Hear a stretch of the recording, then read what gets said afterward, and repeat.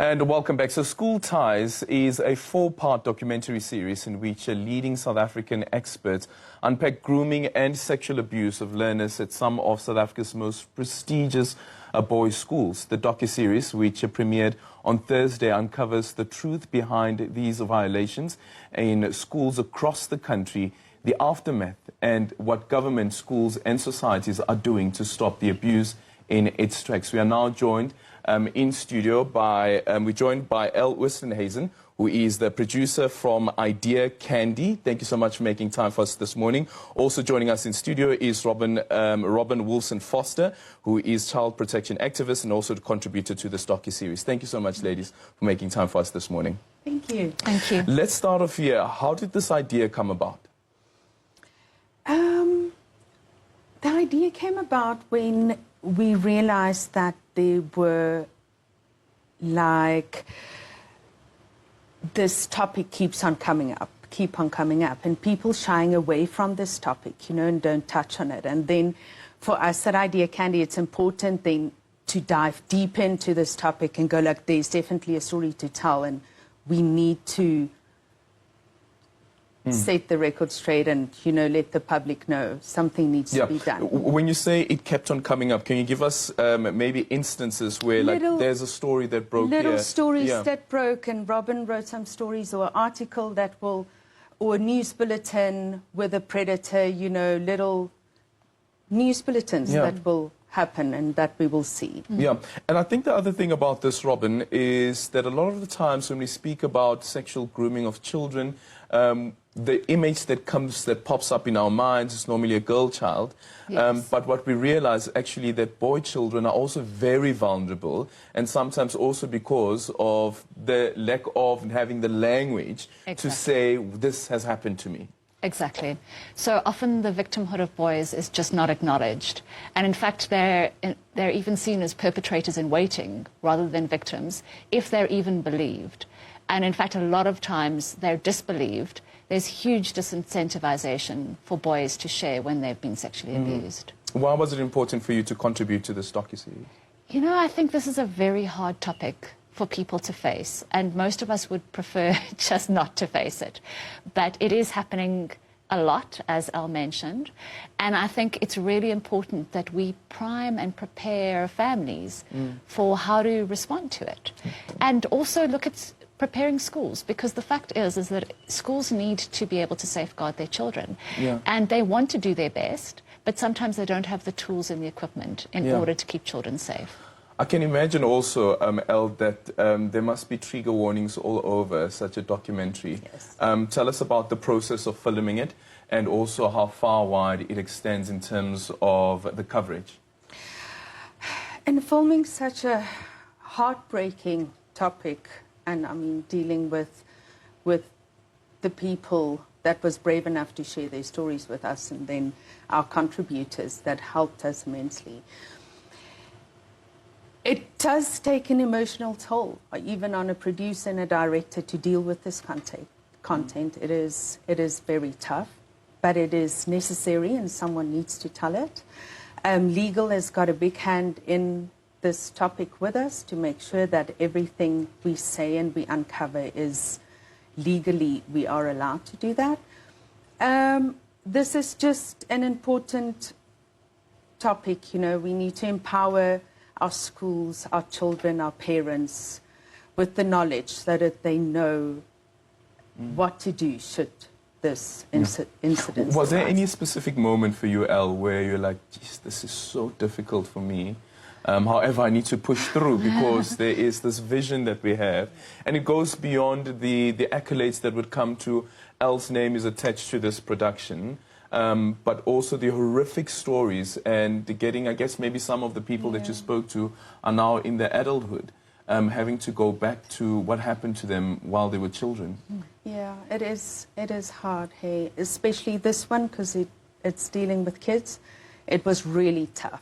It was tough. In terms of making documentaries, you see the story, and with true crime, you know, you kind of build this wall and you get over it emotionally, and then you can tell the story from an outside point of view. But with this one, and dealing with kids and the heartbreak that came along with it, it was tough for me to kind of just stay there all the time to see the story through. A couple of times perhaps that you broke down as well?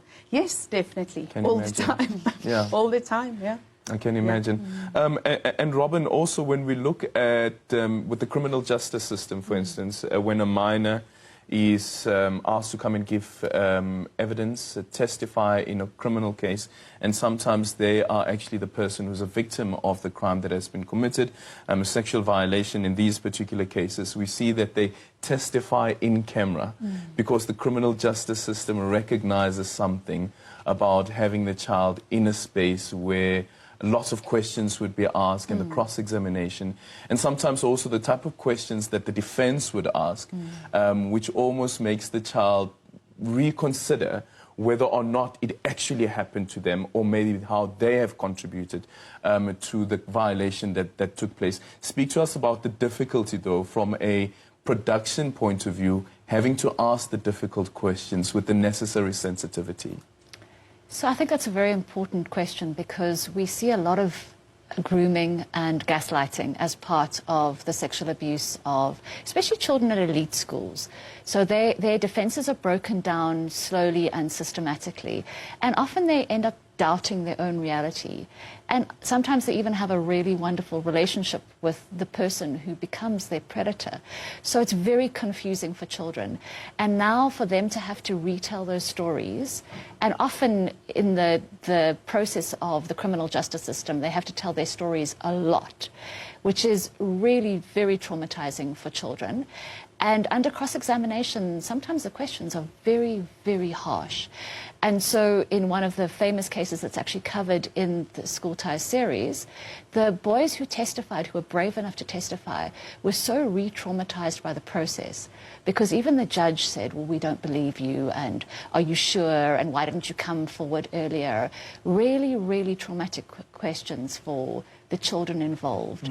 And so for a lot of children, that does feel like, well, why would you want to put yourself through this process, even though that means that that predator can no longer predate on anyone else? Yeah. Now, how do you approach that then, while still making sure that you get the facts right? And I'll get Elle to respond to that as well. Because on one end, sure, you're dealing with a story of a minor who is relaying what happened to them, but also as a journalist and the producers behind the scenes who are putting this together is trying to get what the facts are as well. And having to ask, but are you sure that actually this happened, without coming across as though that you're second-guessing them? Sure. So it's a difficult process. And, I mean, it would be difficult anyway because, you know, we're dealing with children when we're telling these stories. And there's a sensitivity around even how you ask those questions. But we look for corroborating evidence. We would look for what's happened in the school as a whole. We would look for other stories to reinforce those stories. And what often happens is that it's not just one child who is predated on, and it's the combined evidence that comes from all of those different children, where they will say, yes, we were alone with this teacher. Yes, there were WhatsApp messages. Technology has been a huge part of predating on children, but it's also, in a weird sense, it's our friend as well, because you often have a trail that shows, gee, that was very inappropriate behavior, which we can see far more obviously than the inappropriate behavior of, oh, that coach was a trailing hand, or they just got a little too close, or they stayed a little too close for too long. Often if that happens in private spaces, it's very hard for the child to identify, oh, that made me feel uncomfortable. But what we also see is that these predators, they'll slip up somehow. So, for example, what they do as part of breaking down children's defenses is they do taboo violations. So we'll drink together, we'll smoke together, we'll do drugs together, I'll introduce pornography. And that kind of evidence is also far more obvious and far easier to access, because often when you see those taboo violations, we need to be careful, because that's a real red flag for grooming. And Elle, tell us about that experience as well, but also around, and you know, some people would say that, no, but the child gave consent. Like, but no, we're speaking about a child here. The child cannot give consent. Yes, there was, the child participated, but you cannot say that there was consent that was given, and also the mental manipulation that takes place. Yes, and they are still underage. I Yeah. mean, these kids are still underage, so even if they do give consent, and consent on a topic like sexual consent, consent to drink, consent to smoke, they're not old enough to do that. So Yeah. you as the grown-up, as the teacher, are supposed to definitely know that, but also protect kids if it comes to that. But like Robyn said, it's normally if one boy stands up and comes forward, there are other boys that this has happened to as well. And for the predator, the first thing and how the grooming starts, there's always a secret, secret between the predator and the victim. And from there on, it just grows, and the secret grows, and then the abuse starts. Tell us about what the viewers can expect without giving too much away, but also how they should approach the open-mindedness that is required to watch such a documentary. Yes, I feel it's important for the viewers to watch this, to get the knowledge, to empower them, for parents to watch this, for kids to watch this that are old enough to watch this, for schools and educators to watch this, so that they know how to deal with this situation if it arises, and to help our system, our schooling system, to put the right systems in place so that this doesn't happen, and that we can make it as difficult as possible for these predators to succeed. Yeah. And Robyn, from your end, as we conclude the interview as well, are there any criminal cases that we expect to flow from this at all? And perhaps maybe from the work that you've done, why is it that elite schools are able to get away with this? Do they employ PR companies to try and make it disappear? Sure, that's quite a question. So in terms of prosecutions, yes, there are ongoing cases. And in fact, we will meet the colonel who's involved in some of those cases during the School Ties story. As far as elite schools are concerned, to a large degree, they're often either ignorant of what's required in terms of reporting when there is a sexual offence, or alternatively, they are very concerned about their name and their reputation.